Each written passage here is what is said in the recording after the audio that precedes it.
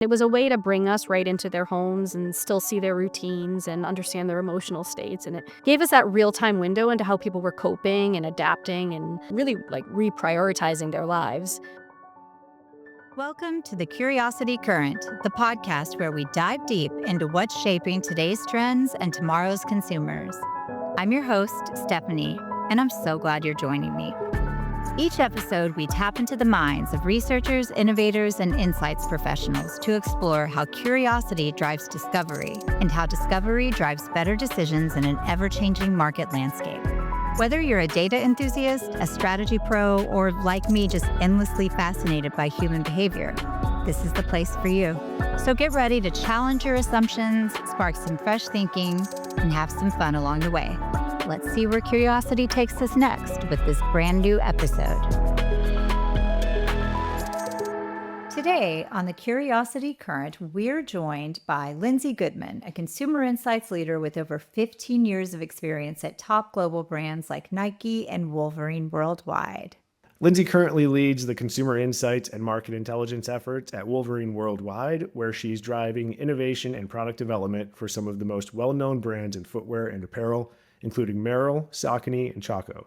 Her work blends deep ethnographic research with cutting-edge digital tools, helping brands stay ahead of the curve by truly understanding what consumers want and need. We're going to be diving into how ethnography can uncover hidden insights, why democratizing consumer data is more important than ever, and finally, how Lindsey's approach is helping brands like Wolverine Worldwide innovate and grow in a rapidly changing market. Lindsey, welcome to the Curiosity Current. Thank you so much. Good afternoon, or maybe it's good morning. I don't know actually where you guys are based, but happy to be here. Thanks for having me.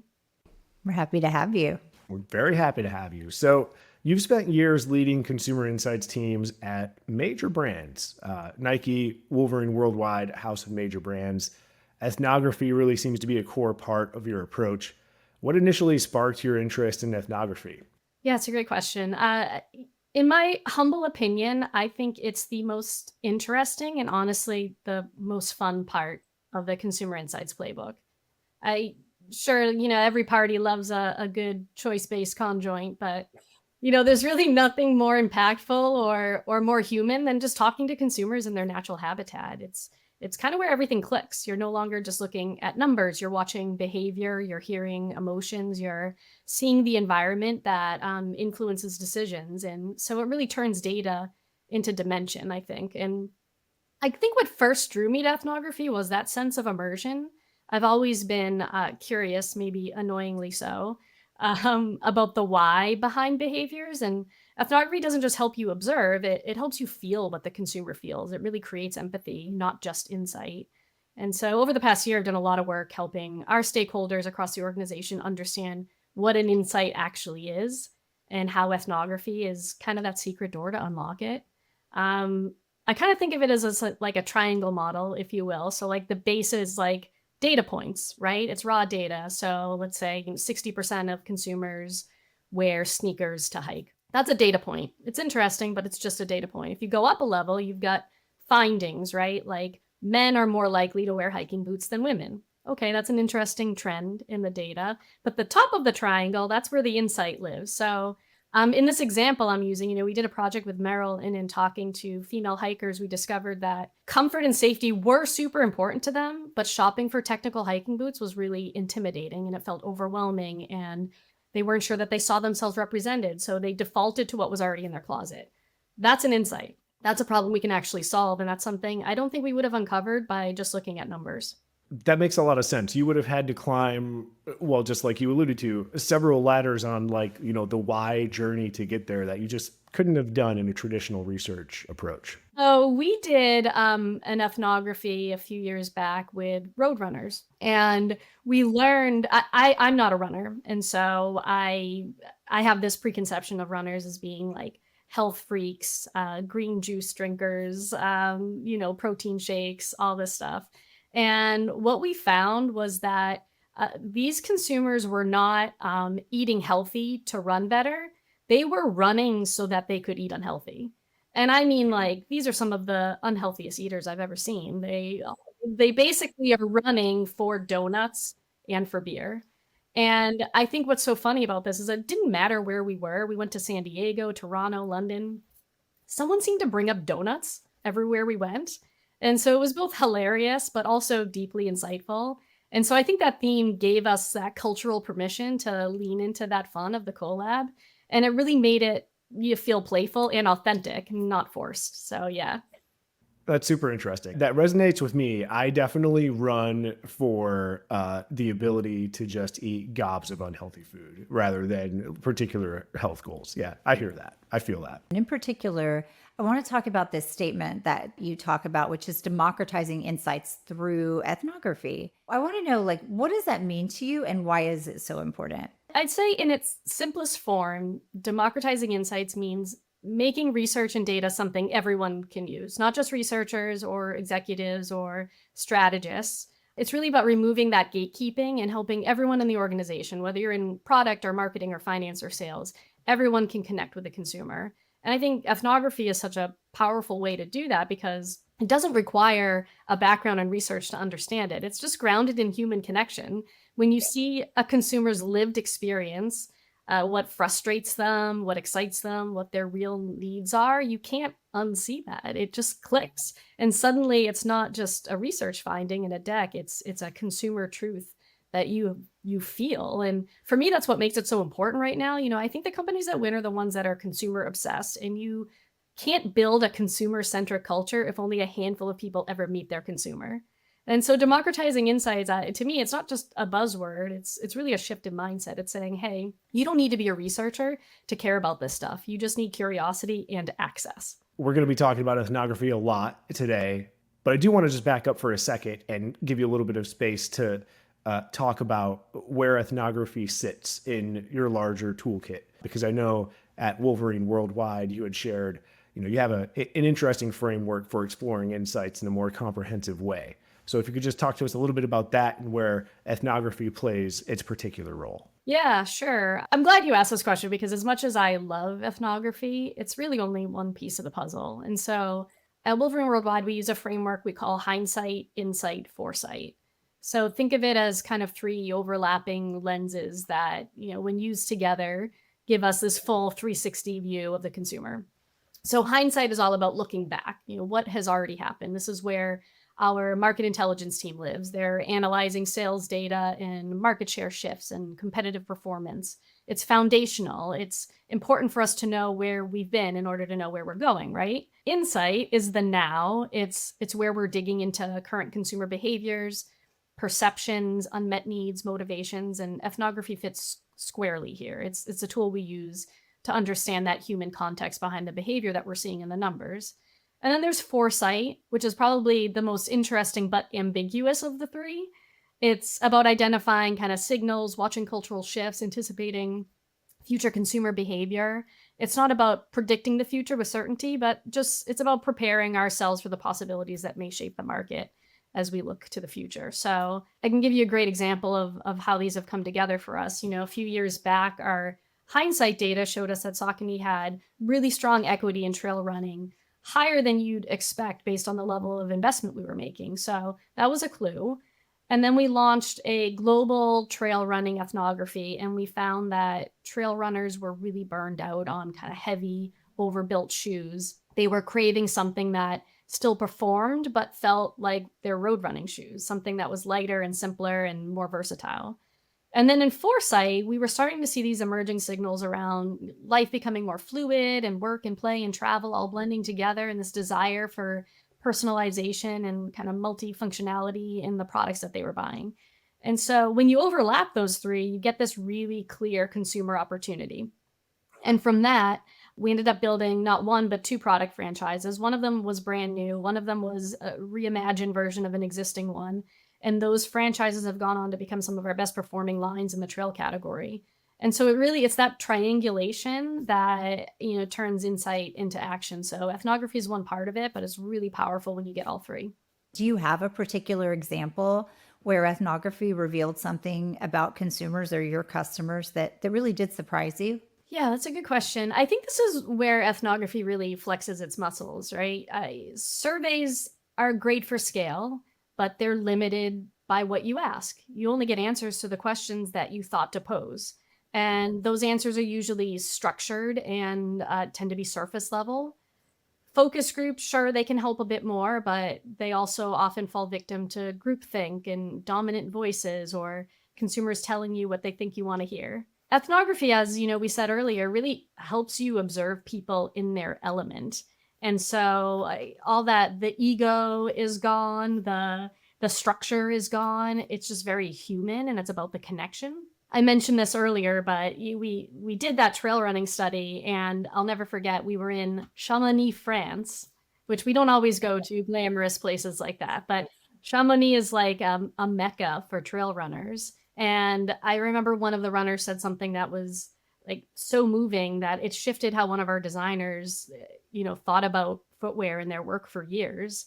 And I mentioned this earlier, like I have stakeholders that still quote me from that same runner long after the research has ended. I'd say like another really good example is, I was talking earlier about runners and how they eat.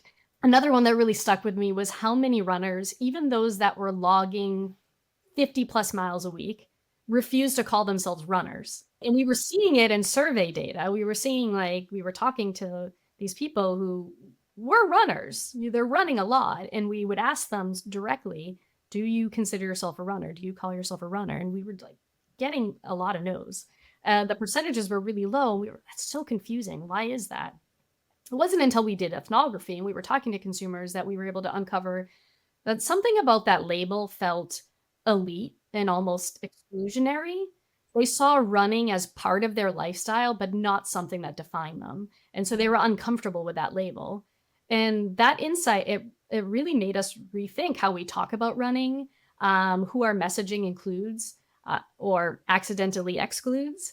And it really reminded us that identity is a nuanced thing, and the brand language that we use, it really needs to reflect that. And so again, that's something that I just don't think you get unless you do ethnography. Otherwise, that just would have been sort of a data point floating out there that we would be confused about, probably still today. But ethnography really unleashes that deeper understanding.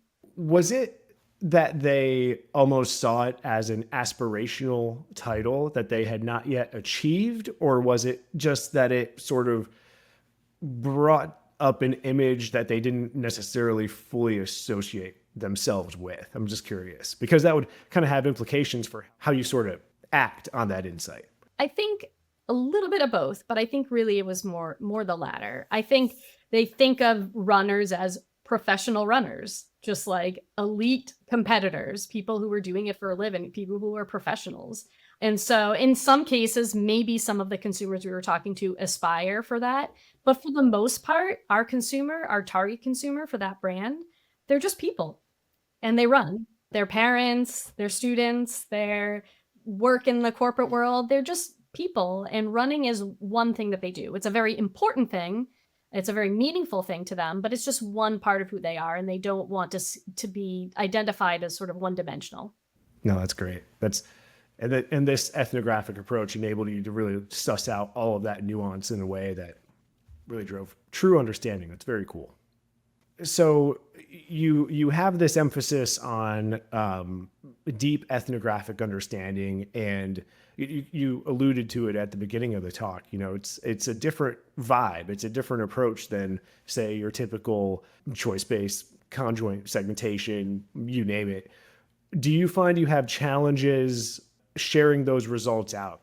When it comes time to actually tell the insight story, do you have ways that you have to go about really helping your stakeholders to understand the importance and to understand the finding, given that you're sharing it with them in sort of a different way? Yeah, that's a great question. I think one thing that we do here is one of the methods we employ is a process called 4D.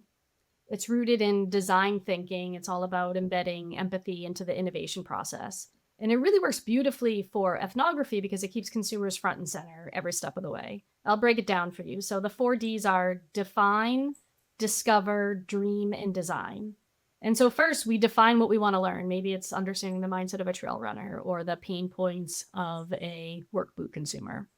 Then we move into discover, and that's the field work. So we take cross-functional teams with us, which is key. It's not just the insight teams in a vacuum. It's designers, it's marketers, it's salespeople, everyone hearing it firsthand, whether that's in person, which we prefer, in-person ethnography, or mobile ethnography, which we did quite a bit of in the post-COVID era.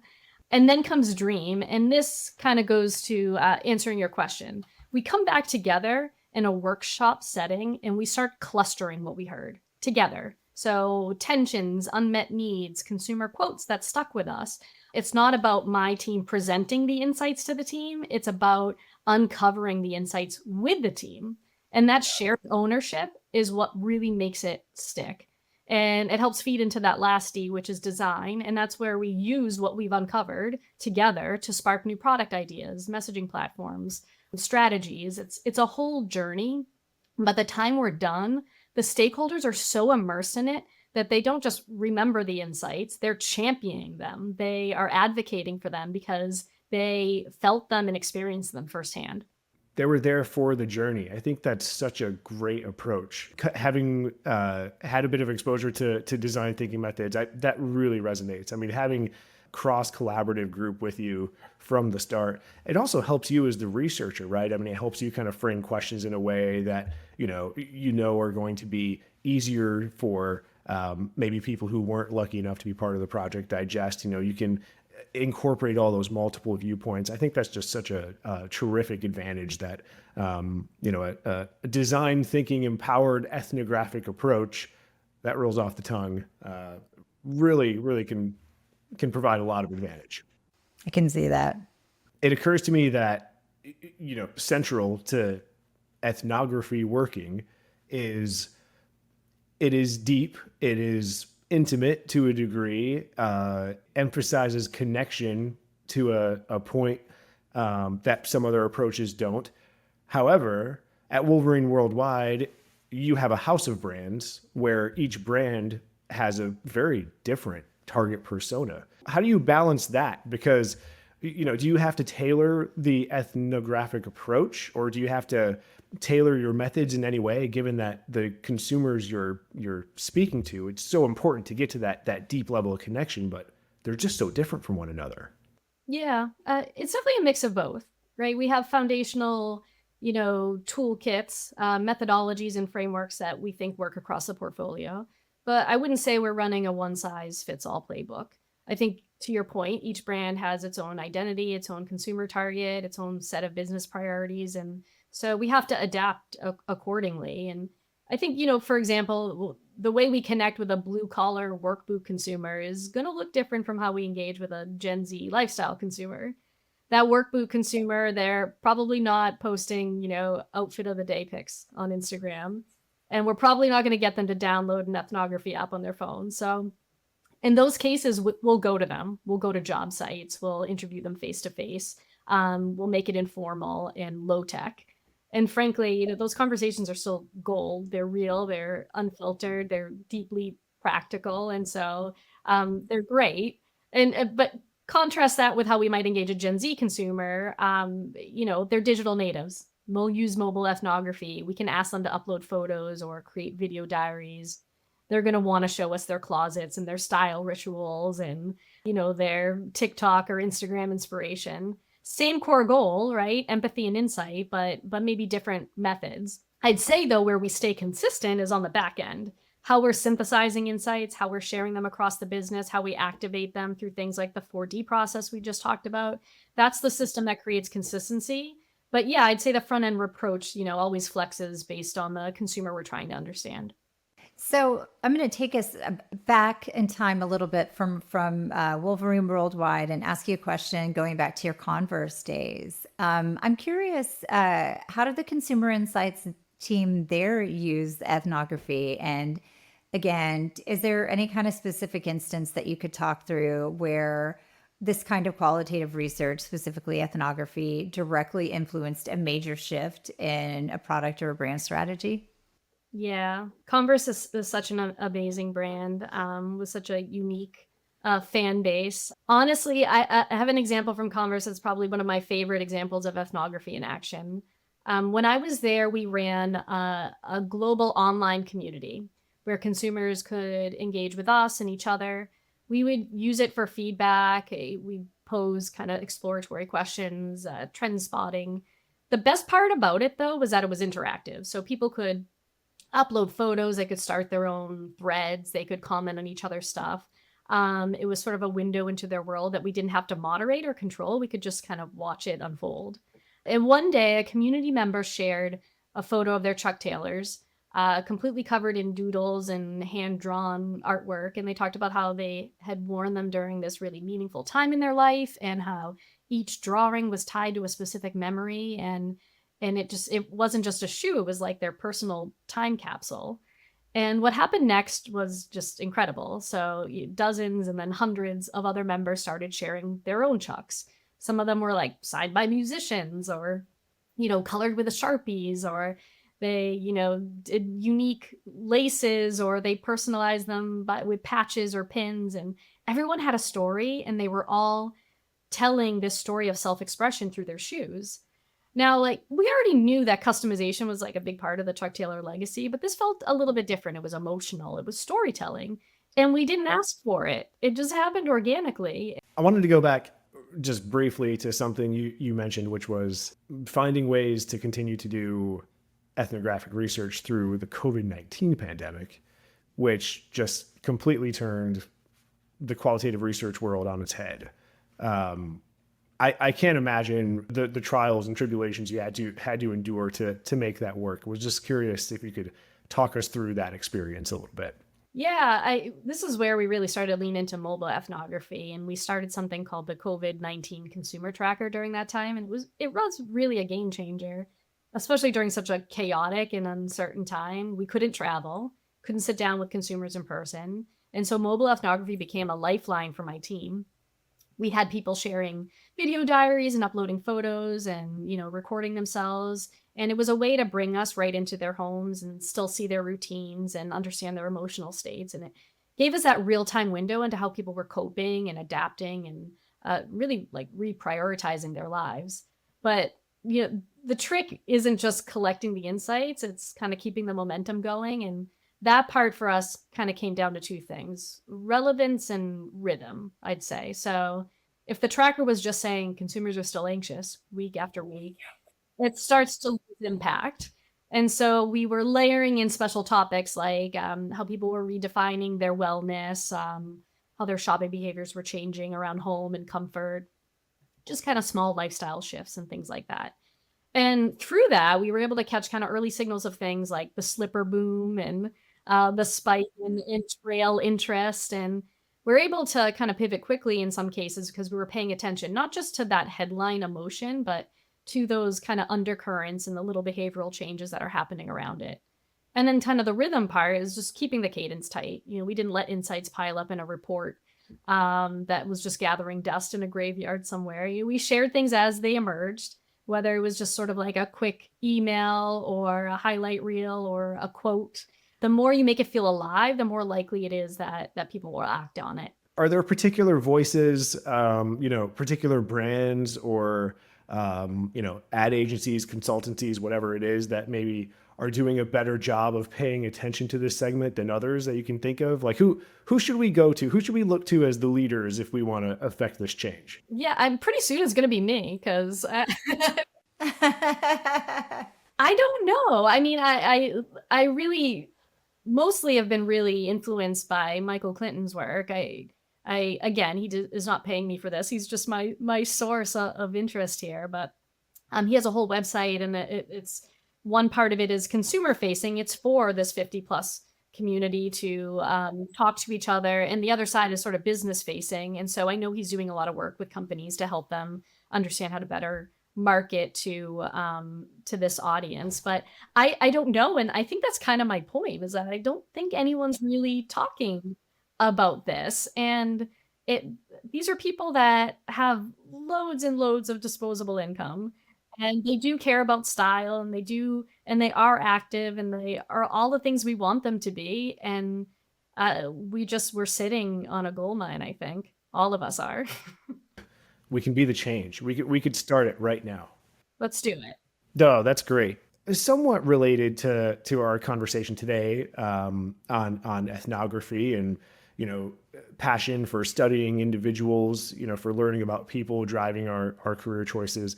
I just wanted to mention for my little segment here that I had the pleasure of attending IIEX North America in DC just past week, dating the episode, but that's okay.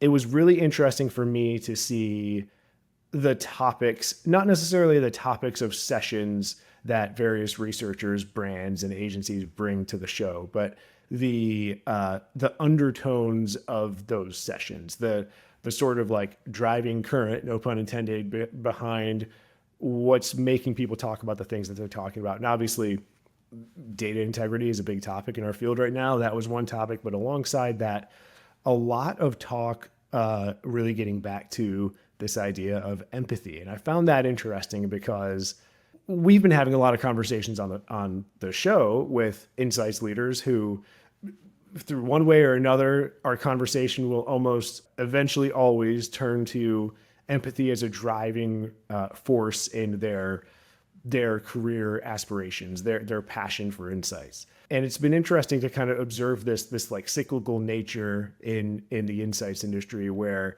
a few years ago, we were talking about empathy a lot. It almost sort of reached this phase, I would say, where it'd be easy to kind of write it off as a buzzword. Like it was sort of in all of the corporate briefings, a lot of people were talking about it like, hey, we're going to do this empathy thing and we're going to be empathetic. And then, I don't know, I kind of feel like it went by the wayside to some degree for a few years as we kind of collectively as an industry kind of moved on to the next, shiny thing. And now we're in this space where everything is tech, everything is AI, everything is change, social upheaval, yada, yada, yada. And I think because of that, we're starting to see this reemergence of a growth and interest in empathy again. Like, maybe there was something to that. Kind of like as an industry, we're thinking this passion, this true human impulse to feel and understand others in a really meaningful way might actually be something core to who we are as professionals. And I just think it's cool to see that. Like I said, I think it's interesting to see the cyclical nature of things. And also, we're all consumer insights nerds and we love studying people. So I love to see that particular topic sort of getting a second, third moment in the spotlight. Yeah, I love that. Well, just to round us out here with I can't even call this tangentially related, but I'm going to develop a reputation for doing this, going way off topic. My undercurrent sort of thing I'm nerding out about this week is a book I'm reading called Everything is Tuberculosis by John Green. It is a nonfiction book. It's about the history and persistence of tuberculosis. I think, the book essentially is just positing that people think of TB as this disease of the past, but in reality, it's not. I think 10 million people will be diagnosed with tuberculosis this year. And we know the direct cause is, of course, a bacteria. But Green's argument in the book is that the real cause of TB in the 21st century is humans. I'll say consumers, so it'll be relevant. It's consumers. Just kidding. But my point is we know how to kill this bacteria. It's that human choice, human built systems, though, are the root cause. So it's just this book that dives into the social determinants of health, things like poverty, lack of education, and systems that are discriminatory often by design. But it's told in a narrative format through one young man's experience in Sierra Leone. So it's a really powerful, and I think, Matt, back to your point about empathy, when it's told that way, it really has the ability to draw you in, right? Because it is a story about one person kind of navigating this reality. It's a sobering read, but it's definitely a worthwhile one. So Nice. all right, well, yeah. Lindsey, thanks again so much for joining us today. I have to say, this is definitely one of our more, besides the end there, fun episodes to record. So many fun examples from your work. So we really appreciated getting to know about you and your work. Yeah, thank you for having me. This was fun. Awesome. Thank you. The Curiosity Current is brought to you by AYTM. To find out how AYTM helps brands connect with consumers and bring insights to life, visit AYTM.com. And to make sure you never miss an episode, subscribe to The Curiosity Current on Apple, Spotify, YouTube, or wherever you get your podcasts. Thanks for joining us, and we'll see you next time.